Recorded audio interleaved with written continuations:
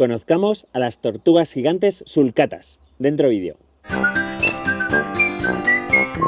Dentro de nuestros episodios de tortugas gigantes, una de las más importantes a mencionar es la sulcata, porque es la más común de ellas, es la que más frecuentemente se puede encontrar en Europa como mascota, porque es relativamente sencilla de tener y se adapta muy bien a la cría en cautividad, siempre y cuando mantengáis una serie de condiciones o recomendaciones que os vamos a decir ahora.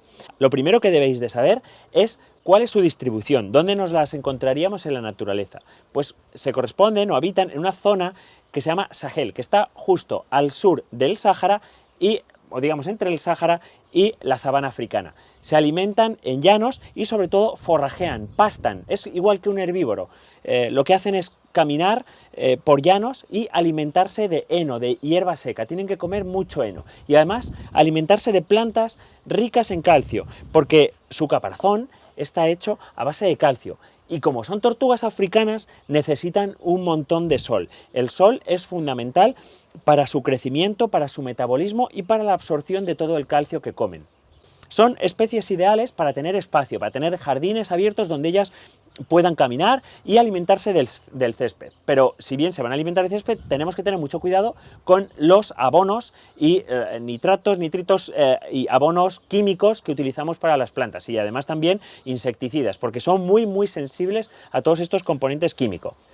Pues encima de mi mesa tengo un macho y una hembra, ¿y queréis saber cómo los diferenciamos? Pues bueno, no es tan fácil, pero tampoco es tan difícil, porque en esta especie, en el género Geochelone, existe dimorfismo sexual, y normalmente el macho, siempre a igualdad de condiciones, en igualdad de edad, el macho va a ser más grande y más pesado que la hembra.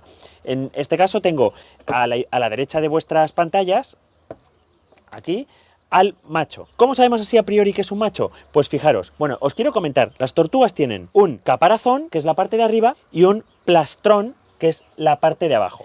Lo voy a intentar incorporar, aunque pesa un montón, para que os podáis fijar en la parte de abajo del macho. ¿Qué ocurre? Que es cóncavo. ¿Y por qué es cóncavo? Pues porque cuando va a cubrir a la hembra, va a montar a la hembra, en época de reproducción, el macho debe subirse encima de la hembra. Por tanto, esa concavidad la acopla con la convexidad del caparazón de la hembra. Y aquí tenemos a la hembra. ¿Cómo la distinguimos? Pues la ponemos con el plastrón. ¿Y qué ocurre? Que el plastrón de la hembra es completamente plano, porque ella no tiene esa función de subirse encima. De este modo, en la época de reproducción, el macho, que es cóncavo por abajo, y la hembra, que es convexa por arriba, se acoplan perfectamente. ¿Y cuánto pueden llegar a pesar? Pues un montón. Los machos 100 kilos y las hembras hasta 70 kilos. O sea, son auténticos gigantes. Y aunque las veis no muy voluminosas, son compactas y os digo en serio que cuesta un montón levantarlas de su sitio. Son dinosaurios, fijaros en su piel, en sus escamas, antiquísimas en origen, porque su evolución se remonta a millones de años. Llevan en la Tierra mucho más tiempo que el hombre.